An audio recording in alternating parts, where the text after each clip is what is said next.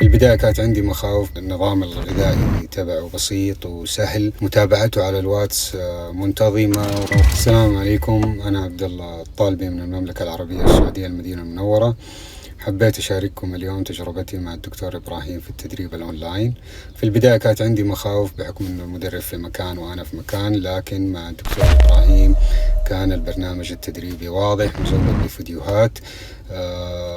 كمان النظام الغذائي تبعه بسيط وسهل ومتنوع، وحتى لو الشخص ما يعرف يطبخ مثل حالاتي بالعكس برامجه بسيطة وسهلة التحضير. متابعته على الواتس منتظمة، وبيرد على أي استفسار في أي وقت، وبيراعي كمان في التدريبات والنظام الغذائي طلبات أو رغبات المتدرب اللي معاه.